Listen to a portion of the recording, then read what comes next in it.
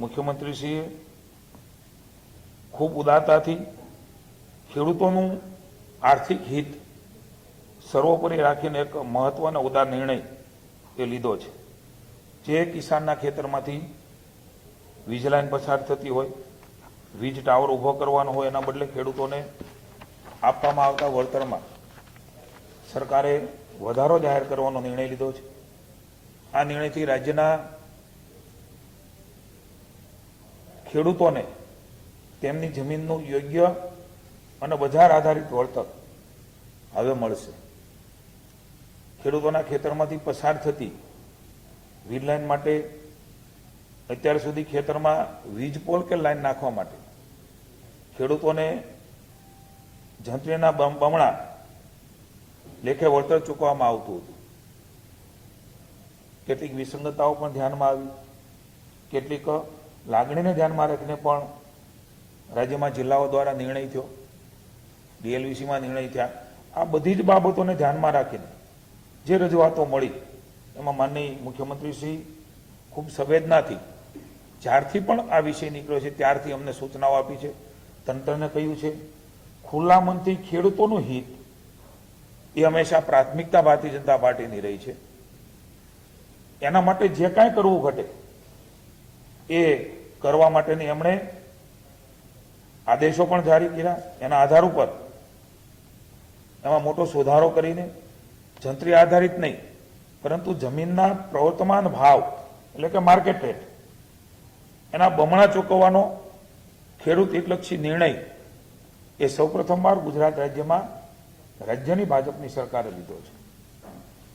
આ ઉપરાંત અત્યાર સુધી ખેતરમાં જે વીજ ટાવર એટલે કે બેઝ પાયા એ વાસ્તવિક માપ પ્રમાણે જ એનું વળતર મળતું હતું. એનાથી પણ આપ સૌને ખેડૂતો વિદિત છે. હવેથી ખેડૂતોના મદદરૂપ થવા માટે ટાવરના બેઝ વિસ્તારની દરેક બાજુએ એટલે કે 4 એના પાયા હોય છે. એ પાયાના છે એની આજુબાજુ એટલે કે વધારાનું 1 મીટર એ ગણતરીમાં લેવાનું રહેશે. ઉદાહરણ તરીકે આપને કહું તો 765 કેવીની લાઈન એ અગાઉ 625 ચોરસ મીટર લેખે વળતર અપાતું હતું. હવેથી આ 1 મીટર વધવાના કારણે એની જો ગણતરી કરીએ તો 729 ચોરસ મીટર લેખે આ રકમ એ ચૂકવવામાં આવશે. અગાઉ જમીન માલિકોના વળતર અંગે ફાઉન્ડેશન તબક્કે 40%, ઇરેક્શન વખતે 40% તથા વાયર લગાડ્યા બાદ 20% રકમ મુજબની ચૂકવણી થતી હતી. તેના બદલે જમીન માલિકોને એક સાથે અગાઉથી જ વળતર ચૂકવવાનું રાજ્ય સરકારે નિર્ધારિત કર્યું છે. આ બહુ મહત્વપૂર્ણ નિર્ણય એ ખેડૂતોની લાગણી હતી અને ક્યાંક ક્યાંક કંઈ વાદ વિવાદ સંભવ હતો એને ધર્મોમાંથી નિરાકરણ કરવાનો પણ પ્રયાસ એ રાજ્યની સરકારે કર્યો છે. ખેડૂતોની જમીનની વાસ્તવિક બજાર કિંમત આપને અને કિસાનના મનમાં, કિસાનના જે પણ હિતેચ્છુઓ છે, સંગઠનો છે, એના મનમાં પણ જે પ્રશ્ન હું કહું ત્યારે આવવાનો છે બજાર કિંમત એટલે કઈ, એની પણ આ બધી જ બાબતો નક્કી કરતી વખતે આવા અનેક બાબતો અમારી સામે પણ અમારા મનમાં પણ ઉદ્ભવે.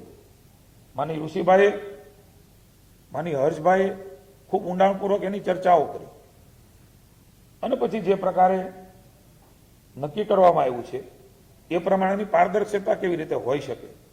તો રાજ્ય સરકાર દ્વારા એમઆરસી જે માંગ હતી કે ભાઈ એમઆરસી મુજબ એની રચના થાય અને કિંમત એ પ્રકારે નક્કી થાય, તો એની પણ રચના કરવામાં આવશે. અને આ સમિતિમાં મહત્વનું નોંધવા જેવી બાબત છે, કદાચ આપ સૌના ધ્યાનમાં હશે, રાજ્યના ખેડૂતોના ધ્યાનમાં ન પણ હોઈ શકે. અસરગ્રસ્ત ખેડૂતોના પ્રતિનિધિ, કંપનીના પ્રતિનિધિ, ખેડૂતના ઓથોરાઇઝ માર્કેટ વેલ્યુઅર, કંપનીના ઓથોરાઇઝ માર્કેટ વેલ્યુઅર ને પણ આમાં સ્થાન આપવામાં આવશે, જેથી ખેડૂતોને પણ ક્યાંય વિસંગતતા લાગે, ક્યાંય એના મનમાં અન્યાયનો ભાવ ન આવે કે કોઈ એક વ્યક્તિએ નક્કી કરી લીધું. એ અને એના વેલ્યુઅર એ બંને આમાં સામેલ હશે. માર્કેટ રેટ નિર્ધારણ કરવાની સમિતિ જે છે એમાં કલેક્ટરશ્રી જમીન માલિકીના પ્રતિનિધિ, ટ્રાન્સમિશન સર્વિસ પ્રોવાઇડરના પ્રતિનિધિ, મેં કહ્યું એમ આ બધા જ આમાં સામેલ રહેશે. બીજી તરફ વીજ લાઇનના રાઇટ ઓફ વે કોરિડોર માટે એમઆરસી દ્વારા નિર્ધારિત થયેલ બજાર કિંમત, પુનઃ કહું છું, ડીએલવીસી નહીં, એમઆરસી દ્વારા, એટલે ખેડૂતો, કંપની અને કલેક્ટર કચેરી જે નક્કી થશે એ પ્રમાણે ગ્રામ્ય વિસ્તારની બજાર કિંમતના 30%, નગરપાલિકા વિસ્તારની કિંમતના 45% અને મહાનગરપાલિકા વિસ્તારની બજાર કિંમત, વાસ્તવિક બજાર કિંમત, હું એક ઉદાહરણ પણ આપને આપવા માંગીશ જેનાથી ઘણી બધી ક્લેરિટી આપવાનો પ્રયાસ સરકાર દ્વારા કરી રહ્યા છે. 60% મહાનગરપાલિકાના વિસ્તારમાં વળતર આપવામાં આવે છે. એ ખૂબ મહત્વનો, ઘણી બધી સંશય, શંકા, કુશંકાઓ એક ઉદ્ભવતી હતી, એનું પણ નિરાકરણ આદરણીય ભૂપેન્દ્રભાઈ પટેલે એ અમને બધાને આપ્યું છે. આમાં ઉદારતા દાખવીને ખેડૂતોને અગાઉ જૂના ભાવ પ્રમાણે જેણે વળતર મેળવી લીધું છે, પરંતુ વીજ લાઇનનું કામ એ હજી પ્રગતિમાં છે, એટલે કે ચાલુ છે. એ વીજ લાઇનોમાં તમામ ખેડૂતોને આ નીતિનો લાભ એ મળવા પાત્ર રહેશે. એક ઉદાહરણ તરીકે, આ માત્ર એક ઉદાહરણ છે. એ ઉદાહરણ કોઈ અલગ અલગ રીતે પોતાની રીતે સેટ ન કરે, એટલે પુનઃ વાત કરું છું. રાજ્ય સરકાર ઉદાહરણ આપીને સમજાવવાનો પ્રયાસ કરે છે. દાખલા તરીકે મોરબીનું જેતપર ગામ, એના ડીએલવીસીના જે ભાવ છે એ ભાવ પ્રમાણે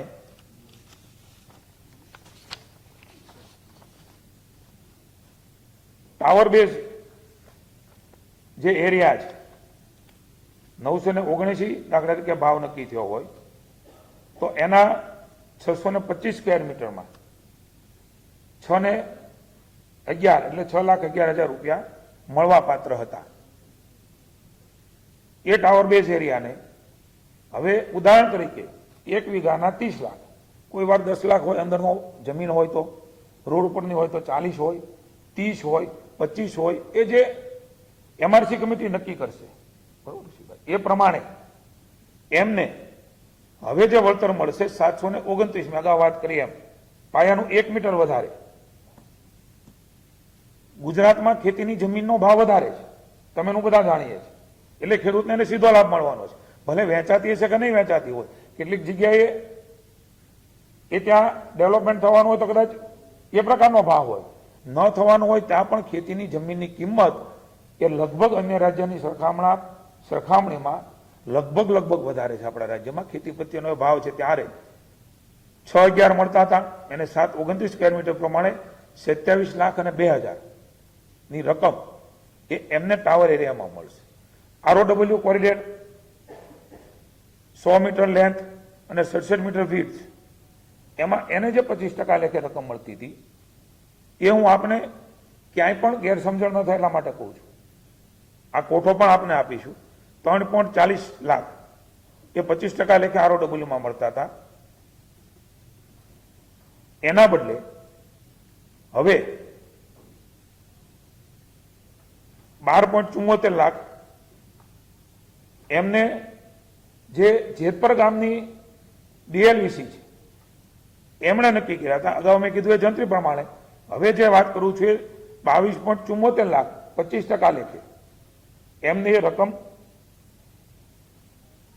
જેતપર ગામની વાત છે. 12.74 એમને હવે મળશે.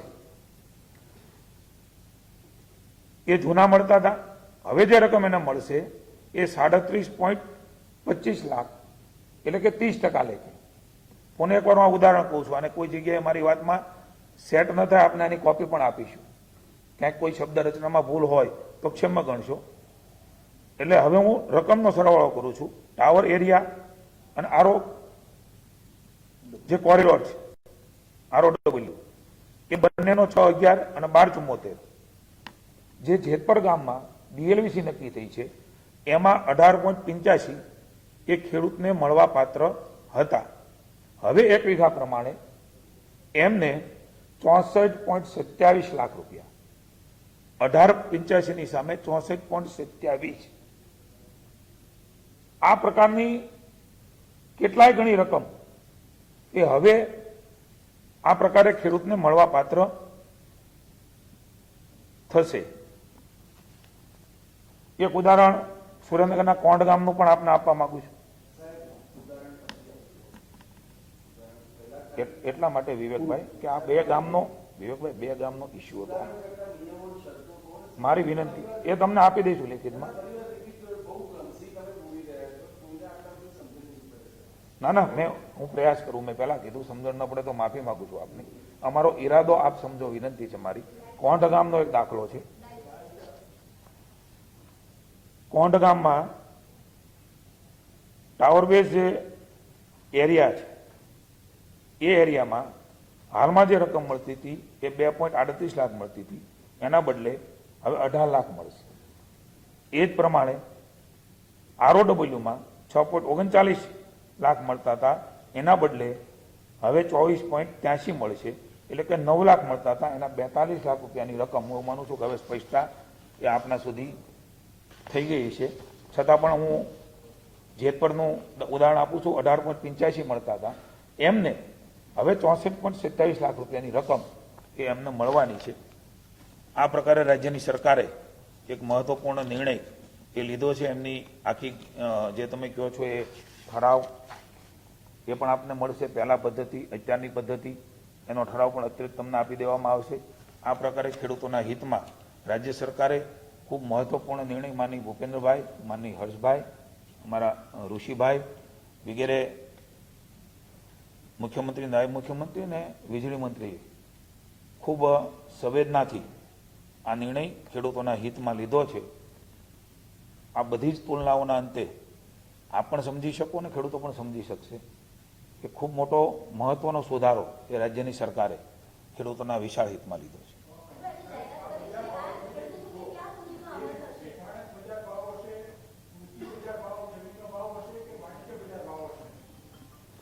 આ વિષયની અંદર ખેતી લાયક જમીન હોય અને ઇન્ડસ્ટ્રીયલ એરિયા ન હોય તો કોમર્શિયલ વિસ્તાર ના હોય અને કેવળ ખેતી જ થતી હોય તો એ ખેતી લાયક ભાવ નક્કી થશે. પહેલા આપણા ત્યાં જંત્રીના ડબલ કરી અને એનું ચૂકવણું થતું હતું. હવે એની જગ્યાએ MRC કમિટીની રચના કરી છે. MRC કમિટીની રચના એ ખેડૂતોના હિતને ધ્યાન રાખી કેન્દ્ર સરકારનો જે પરિપત્ર છે એમાં બજાર મૂલ્ય લખ્યું છે. એટલે બજાર મૂલ્ય કેવી રીતે નક્કી કરવું? જંત્રીના ભાવે, DLVC દ્વારા, પરંતુ એ આખી મિકેનિઝમ છે. એ મિકેનિઝમ યોગ્ય અને યોગ્ય જમીનના બજાર મૂલ્ય મળી રહે એના માટે ખેડૂતના પ્રતિનિધિઓ પણ હશે, ખેડૂતના વેલ્યુઅર પણ હશે, કંપનીના હશે અને બંને વેલ્યુઅરોના જે વેલ્યુ આવે એટલે 20% કરતાં જો વધારે ડિફરન્સ હોય તો એમાં કલેક્ટરે પણ પોતાના વેલ્યુઅર દ્વારા જે રકમ અને એની સરેરાશ કરી અને એની જમીનની કિંમત નક્કી કરવામાં આવશે. એટલે નહીં જંત્રી નહીં DLVC, હકીકતમાં સ્થળ ઉપર અને એ જગ્યા ઉપર એ ગામની અંદર શું માર્કેટ રેટ ચાલી રહ્યો છે, વાસ્તવિક બજાર મૂલ્ય નક્કી કરવાની વાત આપણે આમાં કરી રહ્યા છીએ. અને બજાર મૂલ્ય એટલા માટે કરીએ છીએ કે બજાર મૂલ્ય કરવાથી ઘણી વખત જંત્રીના ભાવ ઓછા હોય, DLVCની અંદર રેટ ઓછા આવે, એની જગ્યાએ આ MRC કમિટી ખેડૂતોને વચ્ચે સાથે રાખી એ બજાર મૂલ્ય નક્કી કરશે.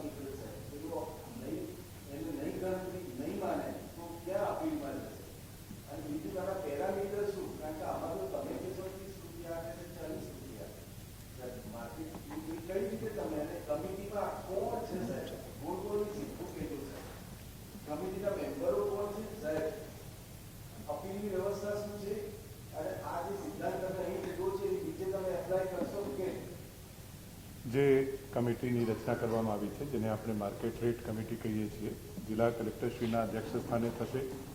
એમાં જે કંપની એટલે કે જે ટ્રાન્સમિશન સર્વિસ પ્રોવાઈડર છે એમના પ્રતિનિધિ રહેશે. જે અસરગ્રસ્ત ખેડૂતો છે એ અસરગ્રસ્ત ખેડૂતોમાંથી પણ એક પ્રતિનિધિ રહેશે. કલેક્ટરશ્રીને જરૂરી જણાય એવા 2 અન્ય પ્રતિનિધિને પણ એમાં સામેલ કરી શકશે. અમારી પાસે જે રજૂઆત સરકારશ્રી પાસે આવતી હતી એમાં ખેડૂત લોકોનું મેઇન કહેવાનું હતું કે અમારી જમીનની કિંમત, ખેતીની જમીનની કિંમત અત્યારે 15 લાખ, 20 લાખ, 25 લાખ રૂપિયા વીઘા સ્થિતિ પ્રમાણે હોય. કોઈ શહેરની નજીક હોય અથવા ઔદ્યોગિક વિસ્તાર હોય ત્યાં ખેતીની કિંમત, જમીનની કિંમત પણ વધી જતી હોય છે. તો જે એમઆરસી છે એમાં વેલ્યુઅર એ ભારત સરકાર દ્વારા જે નક્કી કરેલા છે, રજિસ્ટર્ડ વેલ્યુઅર છે, એમાંથી 3 વેલ્યુઅરની પસંદગી કરવાનો આવશે. એક વેલ્યુઅર ખેડૂત પ્રતિનિધિ દ્વારા કરવામાં આવશે, એક વેલ્યુઅર કંપનીના પ્રતિનિધિ દ્વારા અને એક કલેક્ટરશ્રી દ્વારા.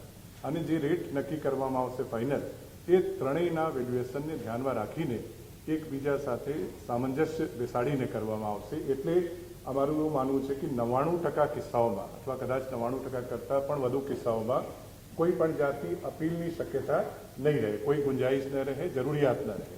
પરંતુ સપોઝ કોઈને એમ લાગે કે આ વળતર કદાચ અપર્યાપ્ત છે, અપૂરતું છે, ત્યારે એના માટે જે કોર્ટમાં કે સિવિલ કોર્ટમાં જે અત્યારે સંપાદનની વ્યવસ્થા છે, સંપાદનમાં અપીલની, એ પ્રકારની વ્યવસ્થા એમાં પણ થઈ શકશે. પરંતુ રાજ્ય સરકારે જે રીતની ફોર્મ્યુલા અત્યારે આ કામ માટે અમલમાં લાવી છે કે માર્કેટ રેટ કમિટી દ્વારા ડિટર્મિન કરવામાં આવેલું ખરેખર વાસ્તવિક બજાર કિંમતના ડબલ અને એ પર પાયાના વિસ્તારમાં 1-1 મીટર ચારે બાજુ ટાવરનો એડ કરીને કરવાથી એમાં ખેડૂતને ખૂબ જ સંતોષ થશે અને મોર દેન 99%માં એ નહીં. બીજો જે આપણો પ્રશ્ન છે કે જે બીજી વ્યવસ્થા છે સંપાદનની, આ તો આપણે રાઇટ ઓફ વે અથવા રાઇટ ઓફ યુઝની વાત કરીએ છીએ. આ વ્યવસ્થામાં જે એક્ટ અમે અમલમાં મૂકીએ છીએ એ ઇન્ડિયન ઇલેક્ટ્રિસિટી એક્ટ છે અને ટેલિગ્રાફ એક્ટ છે. એની જોગવાઈઓની અંતર્ગત અને ભારત સરકારની સૂચનાઓ અને ગાઈડલાઇન્સ અને અન્ય રાજ્યોમાં જે પદ્ધતિ છે એમાંથી બેસ્ટ પદ્ધતિનો અભ્યાસ કરીને બેસ્ટ સોલ્યુશન અમે લાવવાનું સરકારશ્રીએ પ્રયાસ કર્યો છે. એને અને બીજા કાયદાઓને કોઈ સંબંધ નથી. એટલે જે પદ્ધતિ બીજા કાયદાઓમાં સંપાદન માટે છે એ રીતે એ એક્ટથી ગવર્ન થશે અને આમાં વળતરની પ્રક્રિયા આ ઇન્ડિયન ઇલેક્ટ્રિસિટી એક્ટ અને ટેલિગ્રાફ એક્ટથી ગવર્ન થશે.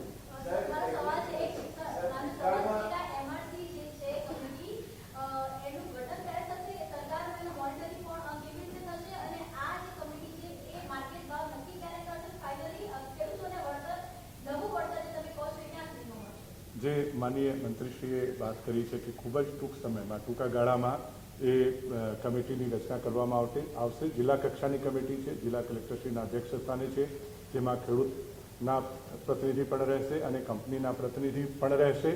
અને જેમ સરકારશ્રીએ ખૂબ જ ઉદારતાપૂર્વક એક નક્કી કર્યું છે કે લાઇનનું કામ પ્રગતિમાં હોય એ કામોમાં પણ વળતરની સુધારેલી રકમ ખેડૂતને ચૂકવવામાં આવશે અને એના માટે ચોક્કસ સમય મર્યાદા નક્કી કરવામાં આવી છે. ડિટેલ ગાઈડલાઇન્સ GRમાં આપને મોકલવામાં આવશે. પરંતુ હું આપને એટલો ભરોસો સરકારના પ્રતિનિધિ તરીકે અપાવી શકું છું કે એ ખેડૂતના હિતમાં અને ખેડૂતને ખૂબ જ આનંદ આપે એવી રીતે એકદમ ચોક્કસ સમય મર્યાદાની અંદર બધું કામ થાય. એકી સાથે એક મુશ્ત 100% રકમ ખેડૂતના ખાતામાં જમા થાય, ડિજિટલ પ્લેટફોર્મનો ઉપયોગ થાય, એ રીતે આ વ્યવસ્થા સંપૂર્ણ કરવામાં આવી છે. સર, પાછળથી અસર કઈ રીતની છે? જેને સ્વીકાર્યું હોય, ન સ્વીકાર્યું હોય, નેગોશિએશનમાં હોય, લાઈનમાં આવી ગયા હોય, એ બધાનું પાછળ જે અમારા પ્રોજેક્ટ અત્યારે અમલમાં છે, એટલે કે સંપાદનની પ્રક્રિયા ચાલી રહી હોય અત્યારે વીજળીના, એમાં પહેલાં તો આપને ખ્યાલ હશે કે પાયો એટલે કે ટાવર નક્કી કરવામાં આવે છે, પછી એના ઉપર થાંભલો નખાય છે, પછી એમાં તાર ખેંચવામાં આવે છે જેને સ્પ્રિંગિંગ કહીએ છીએ. એટલે આ બધી પ્રક્રિયા કરતાં એ પ્રોજેક્ટ પૂર્ણ થાય છે. પછી એને ગ્રીડ સાથે કનેક્ટ કરીને ચાર્જ એટલે કે એક્ટિવેટ કરવામાં આવે છે. તો જે પ્રોજેક્ટ કમ્પ્લીટ ન થયા હોય, ફિઝિકલી સંપૂર્ણ રીતે પૂર્ણ ન થયા હોય એવા તમામ પ્રોજેક્ટને આ નવી યોજના હેઠળ આવરી લેવામાં આવશે. ભૂતકાળમાં સ્વીકાર્યું હોય એને પણ એ બાબતમાં પણ સરકાર વિચારણા કરીને ડિટેલ ગાઈડલાઈન આપને GRના માધ્યમથી મોકલવામાં આવશે. Thank you.